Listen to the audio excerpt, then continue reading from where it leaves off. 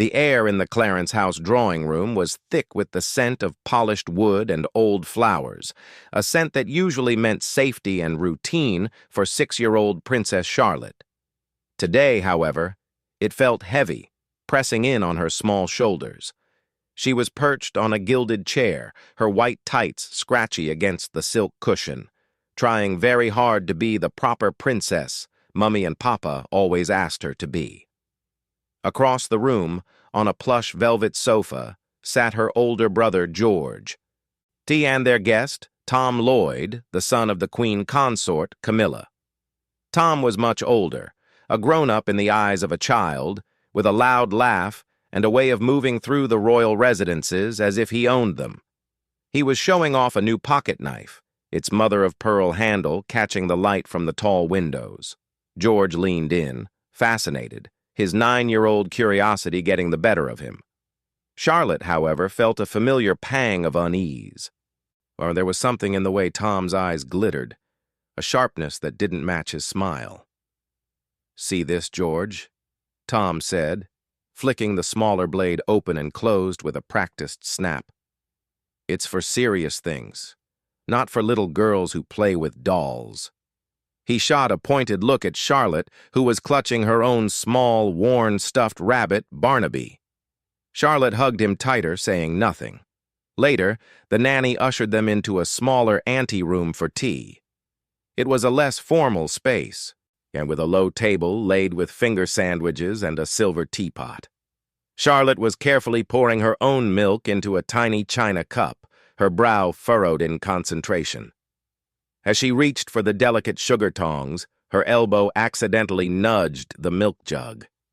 It didn't spill, but it wobbled, and a tiny splash of milk landed on the polished wooden floor. Tom, lounging in an armchair, saw it. His expression shifted. "Clumsy little thing, aren't you?" he said, his voice low so the footman by the door couldn't hear. "Just like your mother, all show, no grace." Charlotte's face flushed. Her mother, the Princess of Wales, was the most graceful person she knew.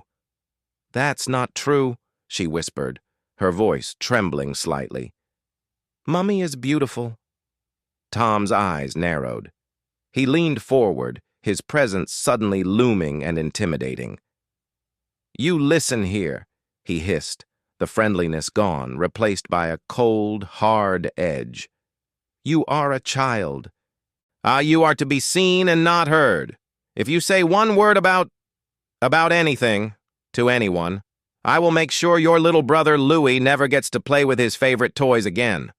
I'll have them taken away, and I'll tell everyone that you're a bad, clumsy girl who can't be trusted." He glanced at the small puddle of milk. "Accidents happen to children who talk too much." George, sensing the shift in the air, looked up from his sandwich, his face a mask of confusion.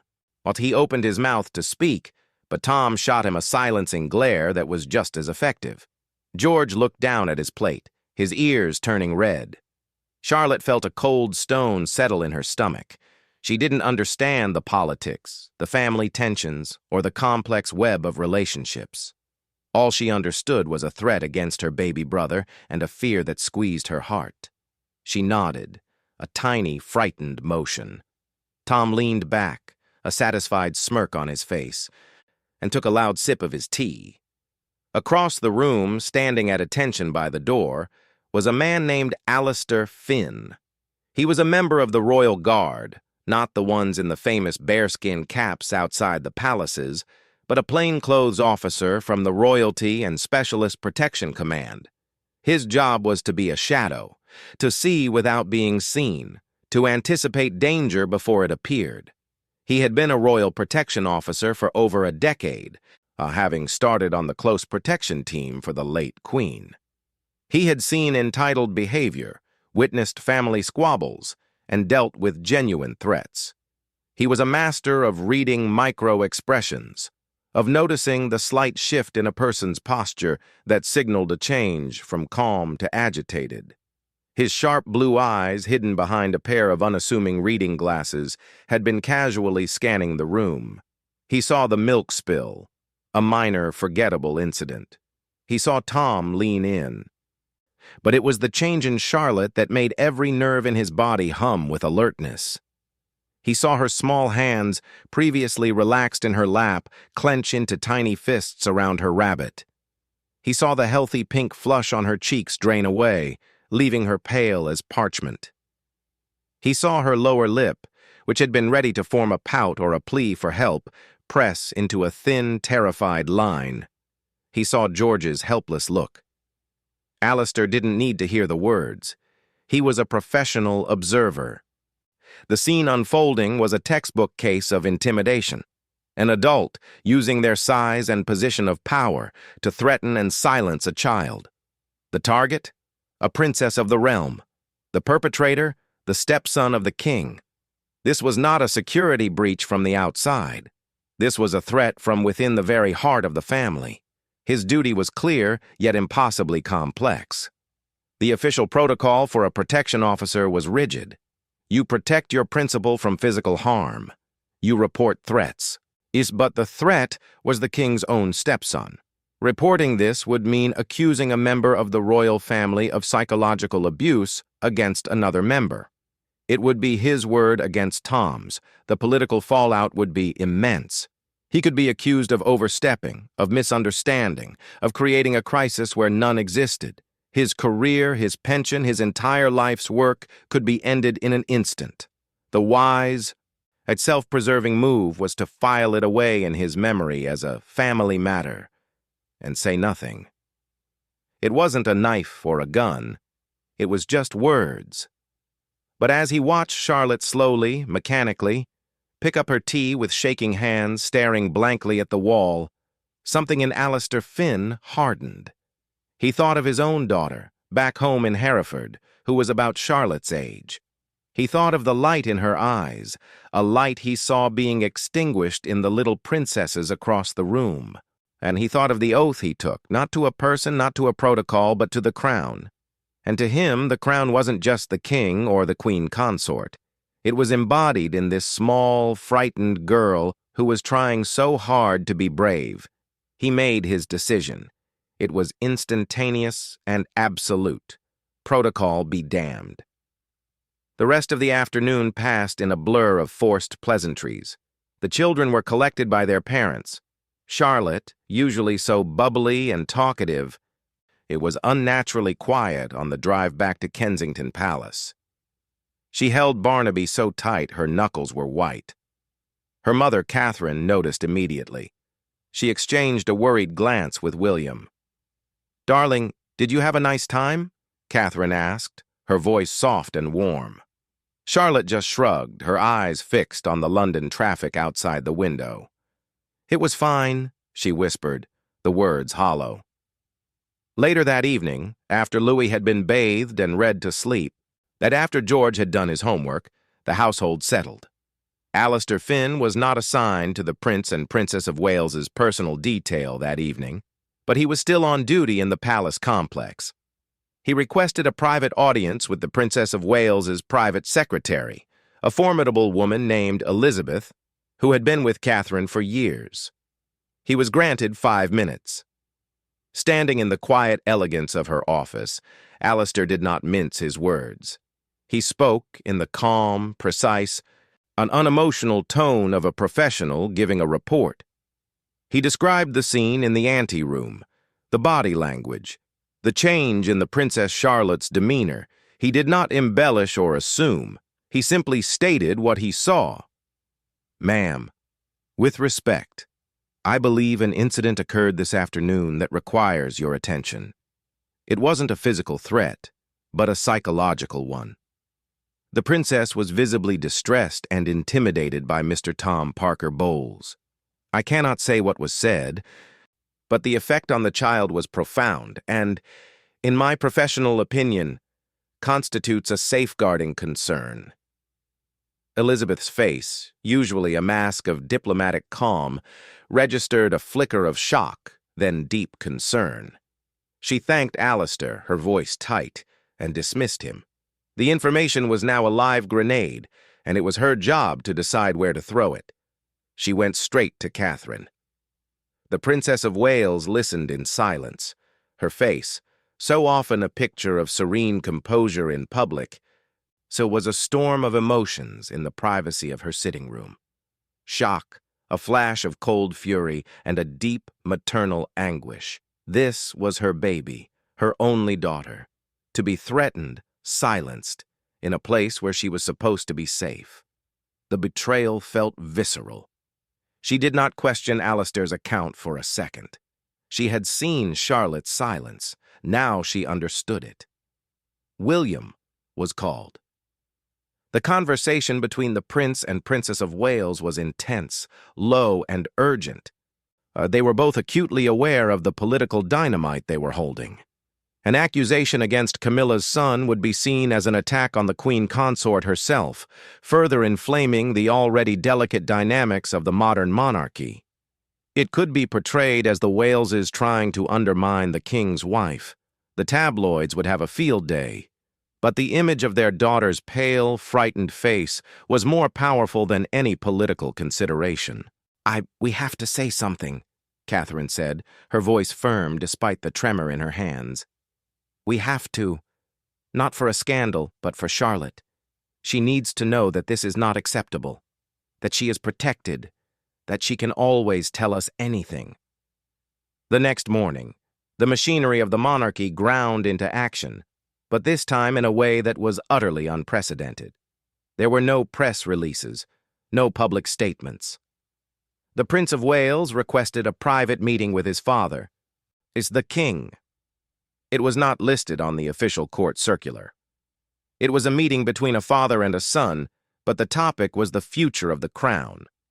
King Charles, still finding his footing in his new role, listened to his son's account. He saw the pain in William's eyes, the protective fury he was struggling to contain. The king's own relationship with his stepsons, Tom and his brother, had always been cordial, but he was not blind to their sense of entitlement, a product of their mother's rise. He felt a familiar tightening in his chest, the dread of family conflict, of the stuffiness he had always hated. But this was different. This was about the well-being of his granddaughter. He summoned the Queen Consort. The conversation between the king and queen was, by all accounts, extraordinarily difficult. Camilla was fiercely protective of her children. She dismissed the account as a misunderstanding, the overactive imagination of a child, or the misinterpretation of a zealous protection officer. Tom would never, she insisted, her voice strained. He adores the children. This is ridiculous. But the king was insistent. For perhaps the first time in their long relationship, he held his ground against her. It is not ridiculous, Camilla, he said, his voice weary but resolute. A highly respected protection officer with an impeccable record has filed a report. Our granddaughter came home traumatized and silent. This is not about interpretation. This is about a pattern of behavior that is unacceptable. It stops. Now. The outcome was not a public shaming. There was no formal apology forced from Tom. The monarchy operates on discretion.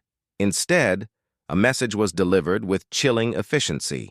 It came through private channels, from the king's private secretary to Tom Lloyd. It was simple, brutal, and absolute. There would be no more unsupervised access to the Prince and Princess of Wales's children. The future family gatherings would be managed so that Tom would not be in a position to be alone with them. His presence at major events would be carefully considered. The implicit threat was clear. One more whisper, one more incident, and the access would be cut off entirely, and the reason would be made known to those who needed to know. For Tom, it was a social and familial exile within the very heart of the family he had tried to claim power in. His position was now peripheral. He was a guest, and not a family member. The doors to the inner circle, which his mother's position had opened, were now quietly but firmly closed to him. For Alistair Finn, there was no medal, no public commendation. In fact, there was a quiet word from a very high-up official, thanking him for his vigilance and reminding him of the importance of discretion. He was offered a transfer, a promotion to a less stressful, more administrative role, a golden parachute of sorts. He declined, and he asked to stay in close protection. He was quietly reassigned, not to the Wales family, but to a different royal household. It was a gentle push to the side, a reminder that while his actions were morally correct, they had been politically inconvenient. He was a hero who had to be hidden. But as he left Kensington Palace for the last time on that assignment, he saw the Princess of Wales in the garden with her children. Charlotte was running, laughing, chasing a butterfly, and her face bright with joy. Catherine looked up, caught Alistair's eye for a fleeting second, and gave him the smallest, most imperceptible nod of thanks. It was enough. It was everything. The most profound change, however, was within the Wales household itself. Catherine sat with Charlotte that same afternoon. She didn't press or interrogate. She simply held her daughter and said, "Darling, I want you to know that you can tell me anything at all. No matter what anyone says, no one can ever make you be quiet about something that makes you sad or scared. You are safe. We will always, always protect you." Charlotte looked into her mother's eyes, searching for the truth in them. She saw only love and unwavering strength. The story of Tom's threat slowly, haltingly, came out, punctuated by tears and the tight clutching of Barnaby. Catherine listened, her heart breaking and mending at the same time. She held Charlotte close, whispering reassurances, and promising that Louis's toys were safe, that no one would ever take them away, that Tom was wrong. The threat was neutralized, the silence was broken, and within the gilded cage of the palace, a quiet, powerful lesson was learned.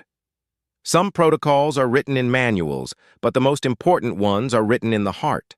And on that day, a royal guard's quiet act of defiance became the foundation of a little girl's sense of security. A silent testament to the fact that even in a world of ancient rules and rigid hierarchies, the protection of a child's innocence is a duty that transcends all others. The crown, in its truest form, had been protected, not by following protocol, but by having the courage to break it.